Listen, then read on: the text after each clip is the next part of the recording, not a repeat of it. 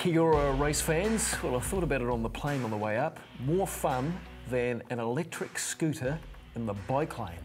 On way in this morning, I thought I've wrote them all down. We've got age group competition hitting fever pitch across New Zealand. The premier racing track in New Zealand is back. Of course, Ellerslie opened up, and milestones with plenty of tearful memories, and Chris Waller is going to help us out with that on the show this morning. So plenty to pack into the next 60 minutes. Packed into the studio once again, the regular panellist. I was also thinking on the plane on the way up what my first memory, Mick, of the Cox Plate was. First memory. And it's grainy, muddy footage of Fury's Order and Brent Thompson, probably on the equivalent of One Network News at the time, slopping up the Moonee Valley Pond as it was at about 1975. It used to be on One Network News. Good morning, everybody. About 10 to 7. I think I remember Axeman racing in the Cox Plate, but the one that sticks out for me is the one that sticks out for most people, Bone Crusher Waverley Star. That's the first time I fell in love with the race. Bruce, what was the Cox Plate that sticks in your memory the most? Oh, that's the one, isn't it? It's the Weight for Age Championship of Australasia and that Bone Crusher Waverley Star, but we saw a magic moment yesterday. And I think it's fair to say that it's really disappointed since. We know what your most recent memory is, and ours too now. Chris Waller, thanks for joining us again on Way. And what's your first memory of the Cox Plate, perhaps as a kid? Good morning, boys. Definitely the Bone Crusher, our Waverley Star. And as a young fella, as a strapper, I remember going up and had the opportunity to stay at the Ritchie's property at Takanini, and I just thought this was heaven. I think Bone Crusher he had retired, but they took me down and showed me the horse in the paddock, and I thought, wow, how good does this get of net racing royalty? And it's amazing what those horses do for you. Really, they hook you, and we've all got so many great racing memories, and I think Winks is doing her job now to make sure the next generation are coming on board. So easy to get hooked with a race like the Cox Plate, which you've been dominating for the last 4 years. You said yesterday on television after the race what you could, get out in that last or that immediate 3 or 4 minutes after the race, that the whole thing had gone to another level yesterday. What level has it gone to for you then? Well, it's basically gone into shock. Really, we've gone. First one was just amazing. You've made it at that top level. To win two, that were your Sunlines and there's a lot of great horses have won too, and then in that year it was the build up with Hartnell. He was winning by panels, and it was very intense. And then the third Cox Plate was equaling Kingston Town's record. We expected to win it quite easy, and it ended up being quite a close finish. So then to come into yesterday, all we're thinking is, well, not why are we doing this, but are we tempting with fate? Yes, she's still going great, but everybody knows what can happen on a racetrack. You guys better than anyone. So that was the only pressure going into the race. When you had the right horse, but you dare not think about winning with a horse like Winks. It might sound crazy. Everybody sees she's a short price favourite, and for obvious reasons, but not in our eyes. You're always looking at the negatives and what may go wrong. And as I said, you dare not think about winning, and when they do cross the line with that last 100 metres, which appears to be dominant, it's very surreal, and I wouldn't say you go into shock, but it's just a very numb feeling. You just like, it's just like a wave of people coming at you, and it's just an amazing experience to be in. You're treated like a rock star for the day, all for one reason, a rock star horse. She's just a superstar. Chris, it feels like every step of the preparation this year's gone perfectly. Bruce, the last 1,000 days has been probably more to the point, and you know as well as anybody what can go wrong with a horse. The first day of its preparations through to in the paddock, I'm not saying everything's gone perfectly, but everything's been manageable, and fortunately the 3 weeks leading into a race every time, she's just been perfect. And from a soundness perspective, the horse's attitude perspective, the preparation, and I think it all comes down for her being so good. And it's don't ever doubt how good she is, because 29 times in a row, everybody has to do their job well, but I'm sure there's been times where I've had 10% fitness queries, or Hugh Bowman said, well, I could have ridden that 10% better, but each and every time she turns our 10% queries into 20% better than the horses she's racing against. Maybe not 20%, but she's got that much up her sleeve that she just makes us all look so good. Chris, it feels like yesterday after the race you become almost public property for at least an hour or two on television. Do you get a chance to sit down and have a glass of wine or a cup of tea or wherever else you celebrate and actually enjoy it for 5 or 10 minutes yourself or with the family and sort of take it all in? Yeah, yes, I do, for sure. I'm not there sitting there now. I'm sitting in my backyard and just sort of tidying up a few little things and, talking to you guys, watching the TV in the background and, life's pretty good. And I'll spend the day with my family today and Winks can do her thing. And today's my silly Sunday, perhaps. I have a few beers and I won't be too far away from opening the first one, to tell you the truth. Chris, I know the future for this horse doesn't need to be decided anytime soon, and I know a lot of people are going to want to know whether she races on. I presume that decision hasn't been made. Just can you explain to us how a decision like that is made? Do you sit down with a lunch or in a meeting format with the owners and do they say to you, we want to do this, or do you say, I think the horse is capable of holding up to this, and you talk about where her body's at? How does a meeting about the future of Winks look? Well, we had one about 6 weeks ago. It would have been before one of the big races. I'm not sure which one it was, but maybe for the Turnbull or something like that. And we sat down. It took about 5 minutes, and it was overwhelmingly supportive of, if anyone's got a problem, she's retired. But let's be sensible. Put the horse first. Firstly, from a soundness perspective, if she's 100% sound, well, she can keep racing. If her body language is good, well, she can keep racing. If the jockey's happy, the trainer's happy, she can keep racing. And last of all, the owners were fully supportive of whatever is decided. So there's been no talk, and the fact is, if she's still well, she can keep racing. So the only thing that enters our mind is just tempting with fate. Race day injuries, which can happen, but you only have to be pretty quick in your thinking to know that all these injuries can happen in paddocks. They can happen having foals, you name it. So I think there's a pretty strong chance that she could race in the autumn. But as I said, we'll have another chat soon. She'll be gone over properly by the vets from head to toe, and body language will be examined. And I think the fact is we're just looking after her so well, and having 3 or 4 runs every prep, goes for a holiday for 6 weeks and then starts to build up again. So that's been a big help in longevity. And the only other thing I'd say is, look, we obviously want her to go out on a winning note. We do tempt with fate, taking on the best that's in Australia. We don't go hiding. Everybody knows where we're running. Hopefully that day doesn't come, but if it does, we'll be man enough to say, we've stepped one step too far. Chris, it's probably a step further down the road, but at the end of her racing, will the current ownership group breed her or sell her, or is that a decision that hasn't been broached at this point? I would say they would. But I haven't discussed it with them. I'm sure they've had their own thoughts, but they seem tight enough to stay together.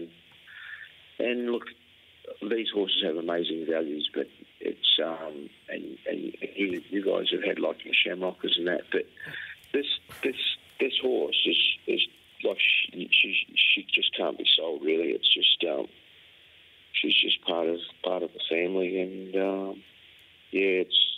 I don't think it'll ever happen. It would just be impossible to let her go. And she's their horse forever, and they'll be patting her and cuddling her, and I'm sure spending time with her for many, many years to come. Chris, I'm sure when you're in the eye of the storm, as you have been for the last month or two when she's racing, You have to go through your process, and she has to go through her process.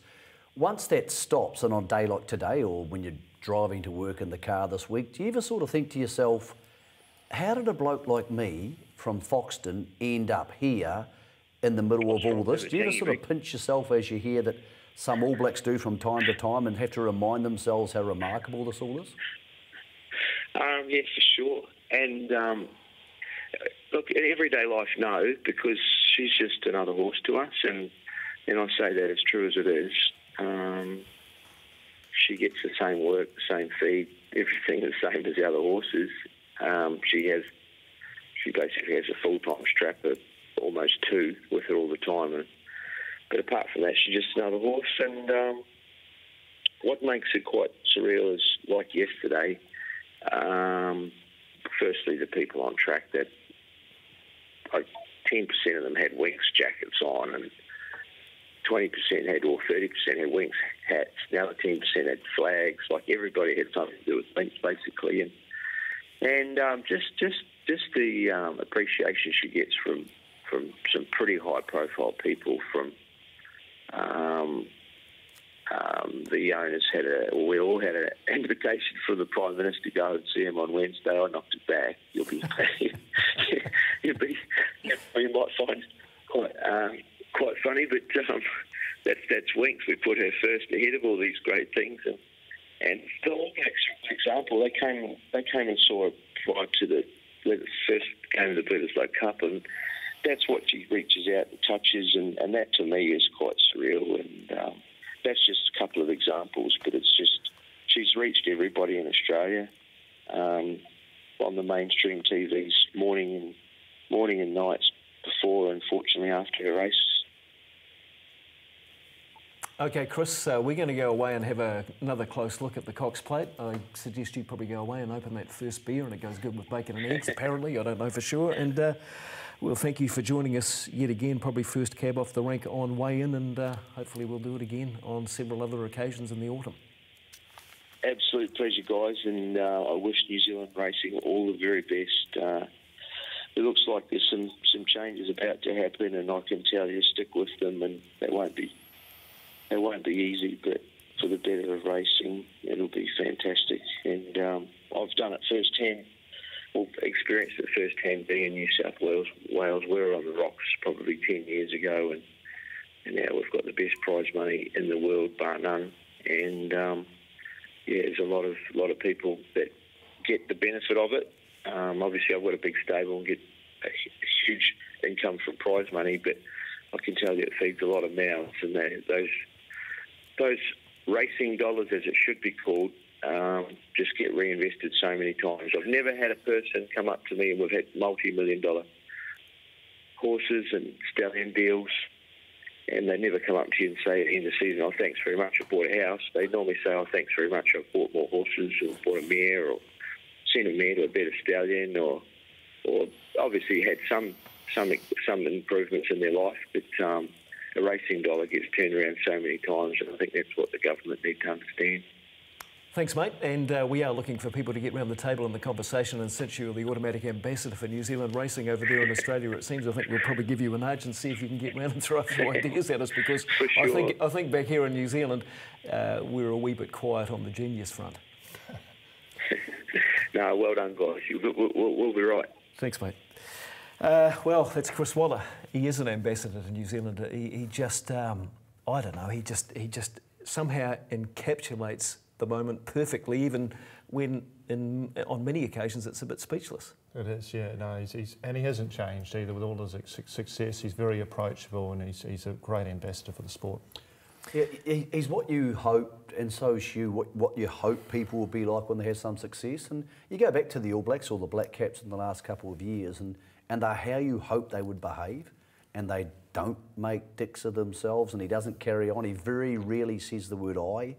It's always about the horse, and I don't have to deal with him very often, but I found him fantastic to deal with. There's so many different angles to this race, and some of the footage coming out of the Valley yesterday was absolutely superb, but at no stage did you feel like she was in danger. Like, it just worked out beautifully. I think a lot of people thought Ben Battle might lead, and if Ben Battle led, well then she was going to have to chase him down. Now, the horse who's out the back here is Kingsmill Dream. He's pulled up and he's found to have had some sort of structural damage afterwards. So Ben Battle here, the first surprise. D'Argento has led and parks him out there. And there's Winks 3 wide slightly.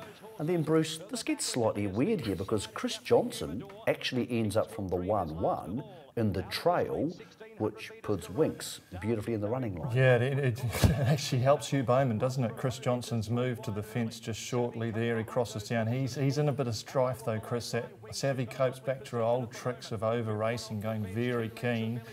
She was closer in the run than we thought, and she didn't settle, and that's disappointing in terms of where she's going to end up.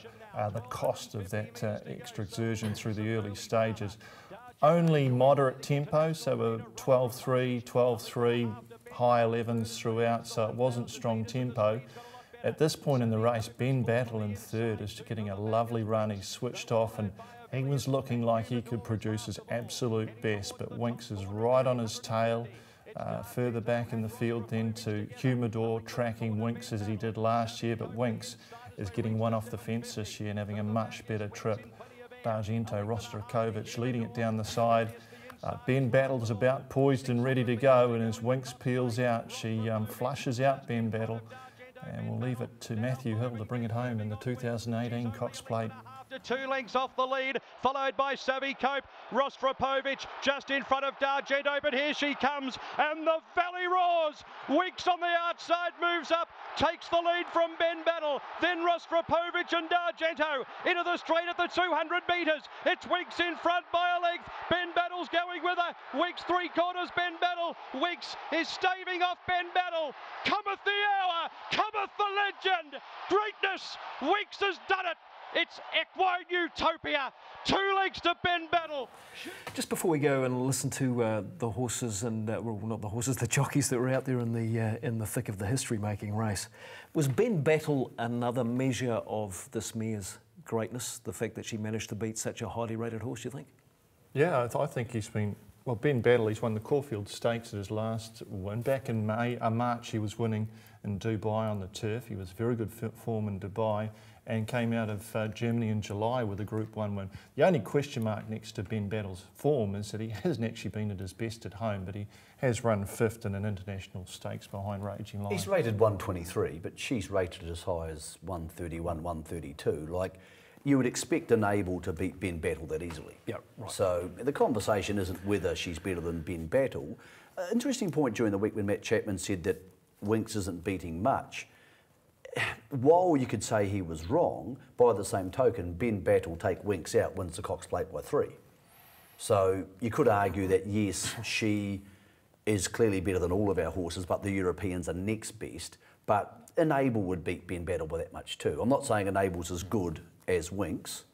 Having seen both of them live in the last month and a half, I think at 2,000 metres, Winks would be too quick for Enable, but Enable does run on the speed, which gives her that advantage. I think at 2,400 out of Winks's training comfort zone, it might be slightly different, but there's no point in comparing them. They're both great mares. I just thought remarkable mares. The other thing is, Enable's going to the Breeders' Cup, so she is going to travel.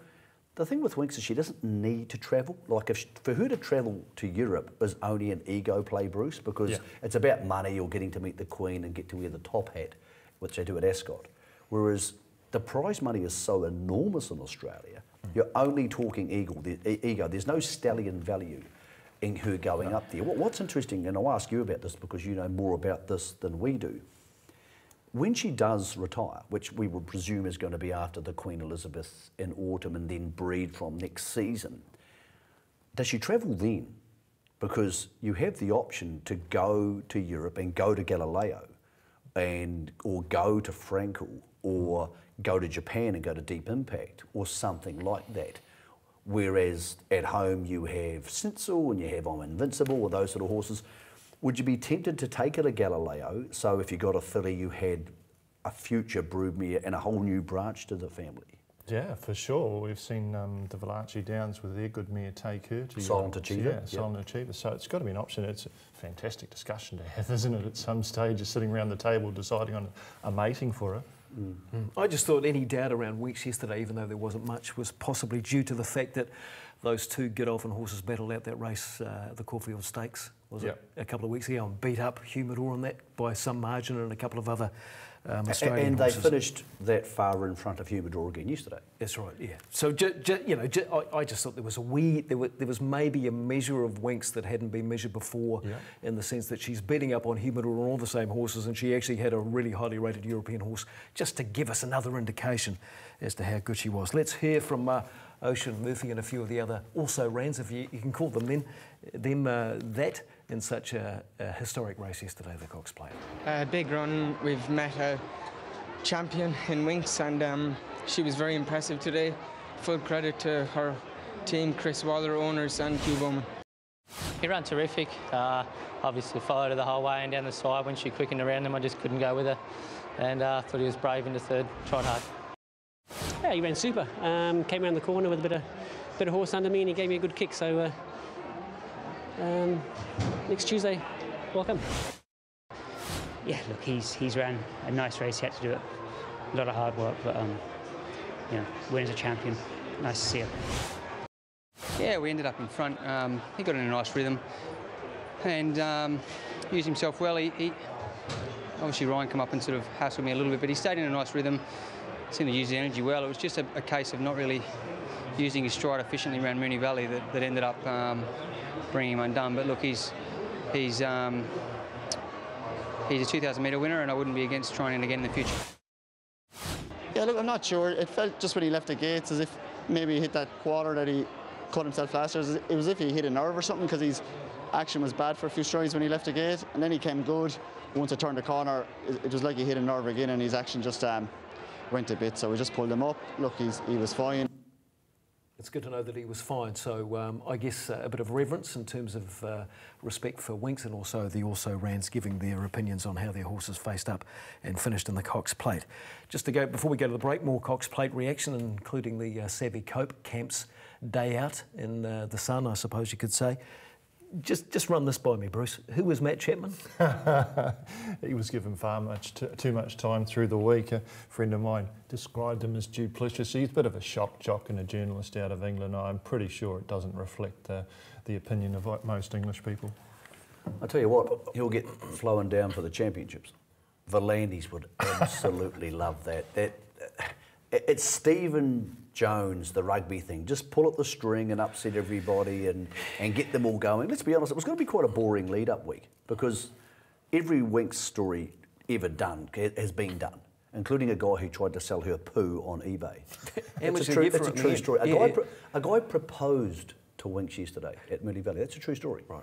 What'd she say? I don't know what she said. I think she probably said no. And the Pittman story was a wonderful story, but there was nothing else. There was nothing else. I just said that so Matt Chapman got there and mouthed off at the barrier draw that the horses she wasn't beating weren't very good. Even flustered Chris. Exactly, and everybody got involved, and people love that stuff. It may be garbage, it may not be garbage. Just like Stephen Jones slagging the All Blacks, everybody in the media gets upset. Matt Chapman will get business class flights to go to the championships because Volandis loves that sort of stuff, and he'll stand up at their luncheon and he'll say the same thing, and the Sydney media will lap it up. The Herald Sun this morning, Herald Sun's the major tabloid paper in Melbourne, had a 24-page souvenir Winks edition. Wow. 24 pages. So that's how big Winks was yesterday. More about the Cox Plate on the other side of this break, but we have Matt Chapman talking about I wanted to know who this next guy was. Eating humble pie and chips and whatever English people Matt Chapman to the break, as they say. There are lots of bad ways of getting a high in this world, but this is a really good way to get a high. And everyone will leave here tonight partying to this evening. It'll mean that more people will probably watch horse racing next week, which is what we all want. So everyone is a winner. Did Winks prove that she's most amazing horse on the planet tonight? No. Did she prove she's incredibly special, unique, and does something that no other horse has ever done? Yes. Do we love her? Yes. Do we respect her? Yes. Do we love and respect her connections? Yes. And the greatest thing that's happened, and thing is not a great word, but that's the one I'm going to use because I can't think of any other at the minute. The greatest thing that's happened here is we've got a 7-year-old mare.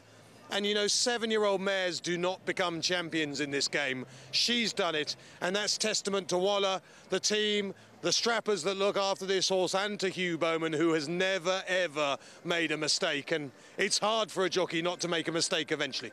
You've certainly added a lot to the carnival. Great to catch up, and look forward to seeing you down under again. Well, thanks for everyone's respect. Everyone's been very nice. Well, most people have been very nice to me. I've come out without having to go to the local hospital, so I feel it's been a good day for everyone. And just look, on a personal note, congratulations to Winks. You're a deserved champion. You've made history, and we all love you.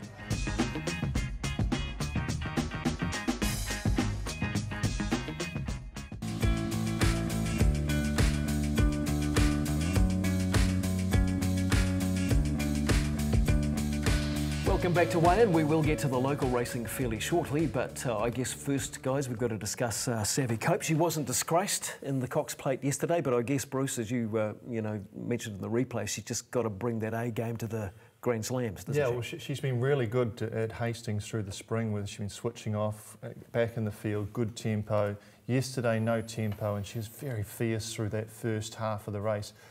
And that's one of those things where if you spend it early, it's gone. You can't get it back. Doesn't matter how easy you have it through the middle stages. They just can't come back. It's incredibly rare to see Chris Johnson having one pull that hard. Yeah. Like, he was really up on the nickel, and she got upset. When he went to the inside, I sort of don't know how he really ended up there. It was quite bizarre. I think he was ducking for cover. He was in the 1-1 and yeah, he ended up in the inside. The race was over a long way from home. Look, it's a willing to forgive job. She'll head to the Matriarch next, which is obviously against the Mears, back to 2,000 metres around Flemington, different tempo to the race, and she should be able to settle a bit better. But it was a wonderful story from Team Pittman for the day. It's a story that ends on a high at 11:40 last night as Matthew and his partner welcome a new baby into the world, which is far more important than a Cox Plate. So there it is. There's the new Pittman. So congratulations to Matthew and to everybody involved, and proud grandfather Michael. So arrived at 11:40 last night, did baby Pittman. So that's great news. And yeah, the day at the Valley probably didn't go quite as well. Let's hear from Michael Pittman, then Chris Johnson, about what they made of Savvy Cope. Whilst it wasn't the result you were probably looking for, what an experience. Oh, hell, I'm pleased I'm here. And as I just said to you, Greg, someone said to me, you're disappointed. I said, I'm not disappointed. I'm a wee bit deflated. But I always said that this is not our be end and end all. I know it's a $5 million race, but we've come over here trying to win the Matriarch Stakes. And if we went extra good, we're going to run in the McKinnon.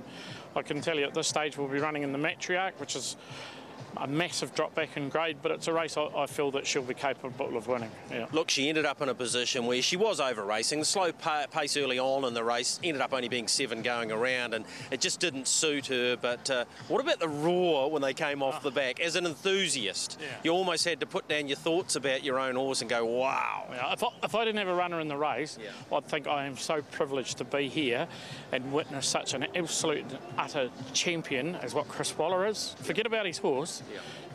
What he's achieving is just awesome. And, Greg, he's had a couple of chats to us throughout the day. He's the same Chris Waller now that he was 20 years ago, And I'll come away from this day thinking how honoured I am to have Chris as an acquaintance. And the team behind this horse, your wife Diane spent a lot of time over here, as we all know, and Brittany, they were very proud to lead her in, and what an awesome experience for them. Yeah, I mean, it's been tremendous. As I said, you can't be disappointed. You can't walk away with any disappointment.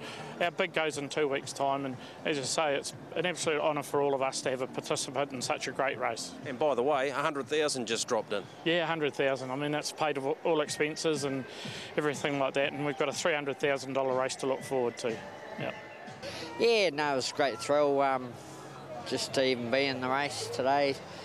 I don't think she disgraced herself at all, but she tried hard, and maybe just the first time round Moonee Valley, so experience would do her good. Look, she appeared to get quite on the nickel. When you got to the winning post and that enormous roar, something she wouldn't have heard before.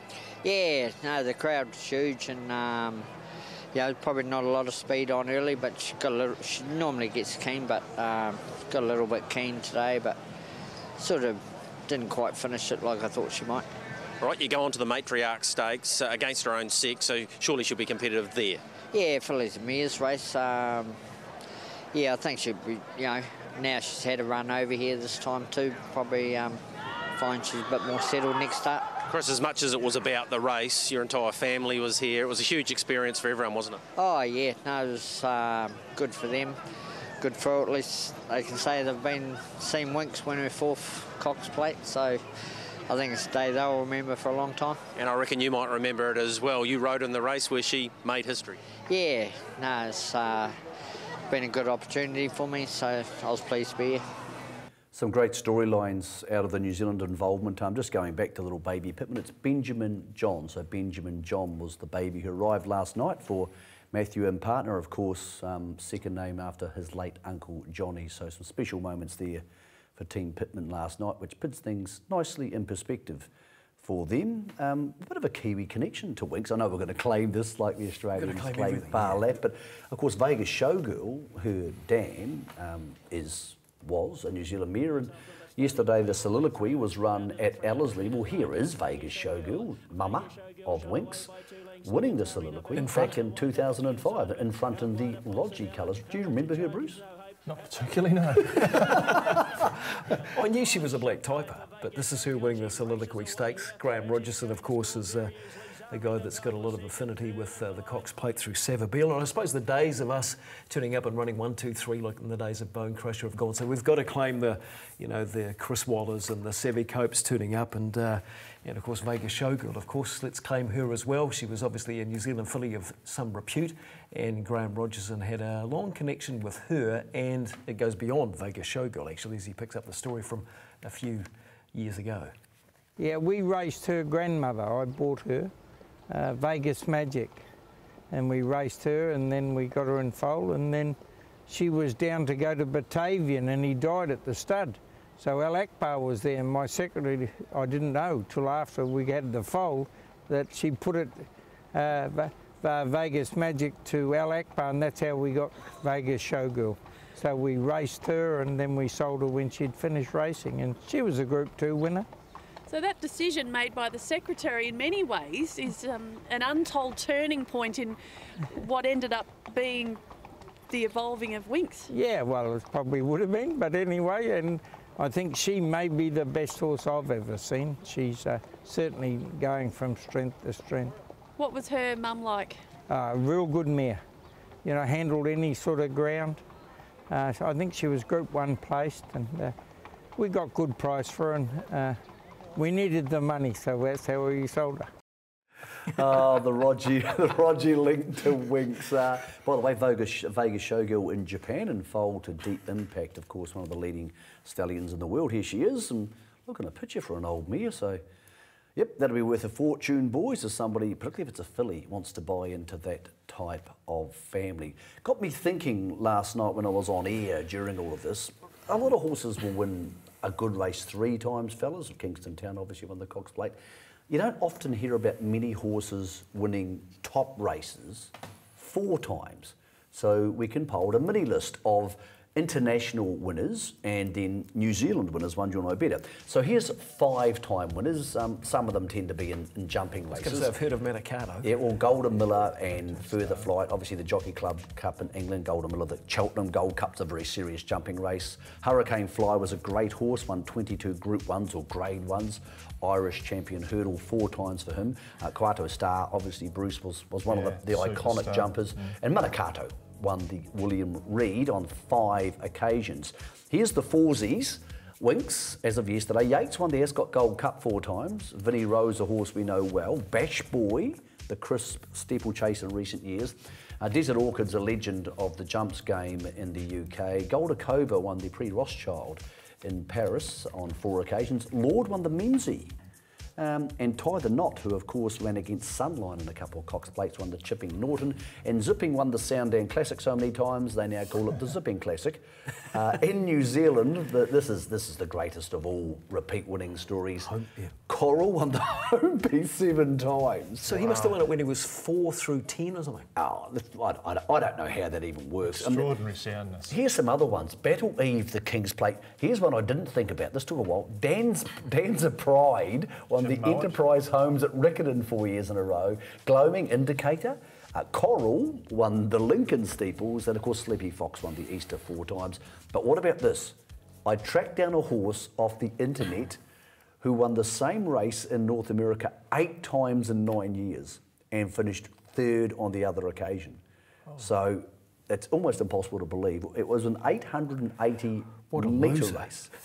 won in 9 times in 9 years. He won it 8 times and finished 3rd another time. It's only worth $15,000, so it doesn't really count as a Cox Plate, but that would take some doing. But Coral's up there amongst the legends of repetitive race winners. I won the 25 metres freestyle St Paul's intermediate 4 times because I had to stay there for that long. You did an extra year, did you?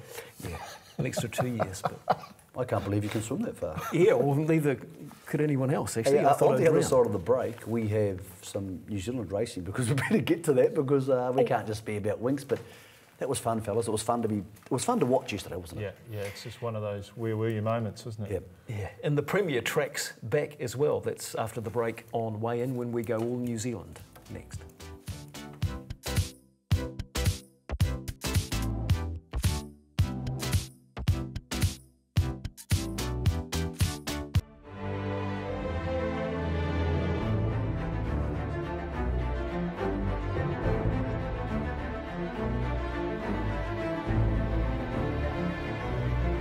Well, welcome back to Weigh In. Here we are in the stabling complex here at Ellerslie. What a fantastic complex it is as well. Very similar to a Randwick/Flemington.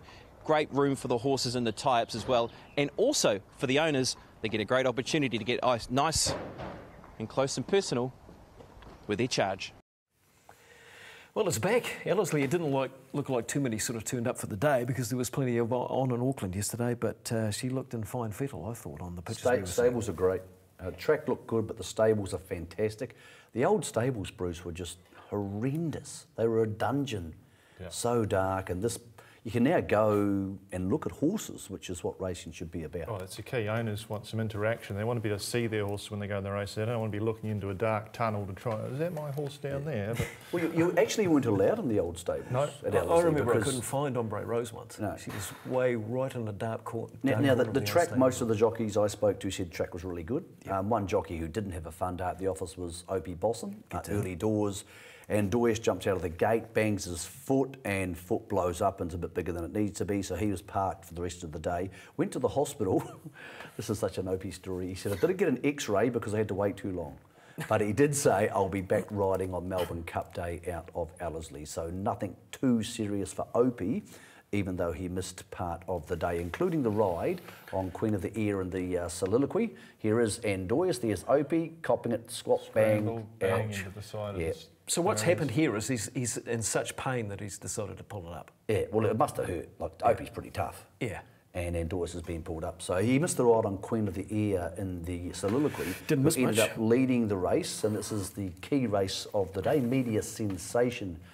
Bookie's got this so wrong. Gee, they mucked this up. She's a really, really good horse. Here she is from the inside, Bruce. Kicks off the gate hard, the daughter of I Am Invincible. Leads.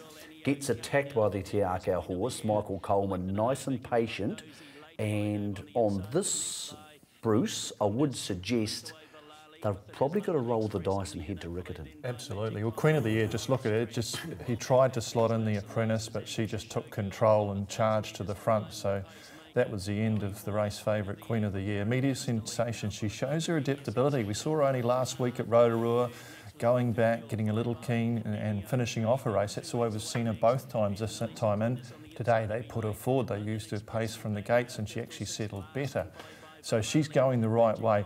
I've got a little query over the race. It was the slowest of the 1400 metres, the 4 1400 metre races on the day.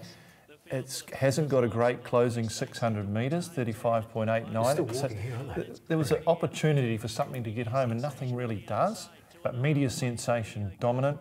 Annie OK in those orange colours, just her second start, she's really good. Queen of the Year, puncturing back on the inside, and Valali's making good ground out wide. London Express didn't have the clearest of runs, starting to work home through the pack there, but Media Sensation, I thought just too good, ridden differently, and she produced some adaptability to win that. Yeah, she was all class there, I thought. Yeah, she's a big, strong girl. She looked really good from the trials last year. Went to Avondale, won twice, debut, then next up, and they had a little bit of a setback at the start of this campaign. She got quite hot before that race, so yeah. You would suggest she's not a natural 1600 metre horse, and maybe that Melt and Expression are more likely to cop the 16 than her. But when you pay $425,000 for them, and Barneswood Farm are breeders, you're going to want to give her a crack. The other thing too is she was sold out of Karaka, so they do have the option, if they didn't go to Riccarton, to hold their horses and wait for the Karaka Million 3-year-old Classic. But they've got 2 bites at the cherry there, and I would suggest the Greens, being Southerners from Ashburton, of course, they'll be pretty keen to have her down on their homeish track at Riccarton come the last day of the carnival. I think the Williams will be very happy with their little project that's going on, given that race pattern yesterday, because, as Bruce said, she jumped out, then settled in behind, and then showed a lot of ticker up the straight. A lot of encouragement for Media Sensation and other runners too in the post-match of the soliloquy yesterday. Yeah, she's got a real good race sense, you know, she travelled beautifully, and she comes off the bridle for you and races in a nice even tempo, and, you know, just really comfortable within herself. So she's got good race sense, so that will hold her in good stead in some of these bigger stuff. Yeah, and naturally now, do you think she's ready for a 1600 metre task? Look, I thought she was strong enough at the end of 14. I don't think they were going to get past it just because of Sensum coming up to her, you know, 150 to go, and she really dug in and kicked strong to the line. So I think the way she races, she's a chance to run the mile down at Riccarton. She enjoyed a good run in a little bit of a tricky race. They were sort of starting and stopping the speed, but she relaxed quite nice and showed a bit of turn of foot in the straight, and she'll be better suited to a mile. Huge run. It's only second start now, and it went from winning a maiden to a top 3-year-old field, and it proved it's good enough, and I think it's a horse that's going to improve when it gets up to a mile, and no, I really like the horse, and it's going to show it in the future. Yeah, look, she never travelled the whole race, and she was caught wide, and, you know, to her credit, she hit the line really well. Yeah, look, I was just held up a little bit turning for home. Probably cost me some time, but found the line strong. Out of the race, 2 scratchings. Loose Cannon, who was looking a really good chance in the 1,000 guineas coming up, she's out after an X-ray revealed a bone chip. She goes for an operation, mate. And spoke to Lisa Letter this morning about Secret Allure. She had a slight temperature, blood was out during the week. They haven't given up on heading to the 1,000 guineas with her, so they might give her another race next week and try and get her to the guineas. Princess Amalie, who won the first at Trentham yesterday, though, won't be going to the guineas. She'll be sticking to the sprinting. So 1 potential, 1 no for Lisa out of her 2 3-year-olds. One who raced yesterday, one who did not. Meanwhile, down south, they just clicked the distance up a wee bit to 1,600 metres in these Akinto Stakes. Who thrived and who not so much? Let's have a look as they bust the gates open. And this was a race that they ran around 1:37 in, so it wasn't another fast race, Bruce, but I suppose we were watching horses like In a Twinkling, Emily Margaret, how would it step up? Fire Show, wasn't lucky in the end, but the winner quite dominant, the Chosen One. Yeah, big step up for the Chosen One, coming out of a Waverley race, having just a second start, controlled it nicely off the front. She just keeps improving. Outside, Emily Margaret's getting quite keen in those striped colours. And probably the best maiden in the country, Mohawk, are back in the black and white checkers following Emily Margaret. But this horse failed to make a reserve in 2017 New Zealand Bloodstock Yearling Sale, and obviously still racing in the Dennis colours, that very famous breed. But love the way she switches off and relax. The overall run time obviously turns out slow, given how slowly they've run, but the closing sectional's tidy enough in the context of the day. And just when they came around it for a moment as they straightened, you thought she was in trouble, and how much would she find it? They've swooped up, they've gone so slowly, it set it up that something could come with really good momentum and bomb her, but just that, she just continued to build. She doesn't have a huge turn of foot, but her last 200 metres really good, and she really does put them to the sword here. In a Twinkling, good effort off the slow speed, working home out wide, and Mohawk coming home through the pack. Was beaten in a maiden race last time, but back to Black Type Company here, racing really well. Really good win, though, by this horse, Mick. Look, it's only his second start. You've done what I've done before. Yeah. Sometimes you get a her stuck in your head and it's a he, and then you start going. I've done it plenty of times on TV. He's obviously a boy, and he's one of our 3 chances for Baker Forsman in the Guineas. Now, Matt Cameron said regardless of how good that horse goes, and he was super yesterday, he's going to stick with Madison County. He was really good in the Sarton the other day to get him back in the field. Spoke to Murray Baker this morning. This horse definitely goes to the Guineas. Went from 14s to 5s yesterday, and Kiji Express also joins him, so they've got 3 chances. Sir Nate is another one who's heading to the 2,000 Guineas. That's on the first day of the carnival. Here he is at Trentham taking on the older horses. Now, once the rain came and he was able to get his toe into the ground, he just was going to be a happier horse. Biggest surprise here is that he actually drifted way past his tote quote.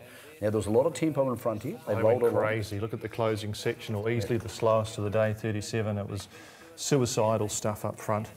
I thought a game performance though, Bruce. Yeah, he's close enough to them. Like the first and second past the line, Irish Flame. It wasn't as if they were standing up this fast tempo. A lot of links. They were 3rd and 4th and had to bring the field up. But good efforts, and always really good to see a 3-year-old beating the older horses. It's not hard to do, not easy to do under handicapped conditions this time of year. No, so Lisa confirmed this morning he'll head to Riccarton for the Guineas, where one would suggest once again some cut in the track would probably help him, but the bookies gave you out to $5, which I thought was very generous considering, you know, he's a pretty classy animal. That wasn't the major 3-year-old lead up of the week. That was the Sarton last Monday at Te Rapa, and well, boy, sort of Osman, I'm not sure this was the most convincing win in the world, but Bruce, it was a win. Yeah, well, Madison County, I guess the intriguing part out of the race is how negative out of the barriers he is. It was always looked like there wasn't a lot of pace and just couldn't hold a spot. Madison County gets keen and gets a long way back in a race that's really slowly run.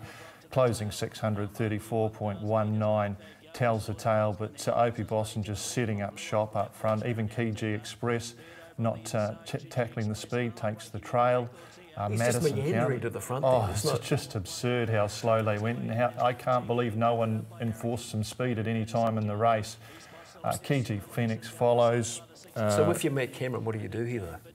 I think he had to be more positive out of the barriers, but maybe this is a preconceived plan in terms of getting a horse to switch off for a 2,000 guineas, but it doesn't help anyone who backed it from $2.20 into $1.70. They haven't even gone there yet, have they? No, still on the bridle. He's getting it. The only thing I will say about Madison County, he's about 4 lengths off here, and he doesn't make any ground. You would have expected him to take some ground off these leaders. Kiji Express over on the fence misses the run on the fence. If he got that run, he would have won for sure.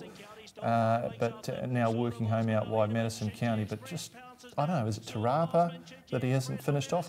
The track, they said it's better, but there's still a lot of kickback and quite hard to close. The last 4 leaders won. So that was the bold print contenders in that race, and Madison County still at $2.80. And what it does is it opens up the race, because Madison County, if they ride him like that, he's beatable in the 2,000 guineas. Well, any horse getting back is the Chosen One's probably got a little bit short for what he is just yet. 41, sort of Osman has the tactical speed to be a huge factor. He won't get away with that at Riccarton, though. No, I agree. Dawn Patrol, we've all seen how good he is. Our Flying Ace the same. Melt, I haven't heard from Nigel whether he's intending on heading to that, but sort of doubtful. She's obviously better placed here, but this is a pretty strong race. Expression, Media Sensation, Loose Cannon is now out, as you have heard. I doubt Queen of the Air would go after that performance yesterday, and Princess Amelie down the bottom there also not attending Riccarton. So boys, we have some pretty open racing for our first classics of the season. Those 2 races, they're going to be smashes, aren't they? Yeah, always are, every year. Okay, let's go to the break. We've got some very young and some of the old school fronting up across New Zealand after this commercial break on Weigh In.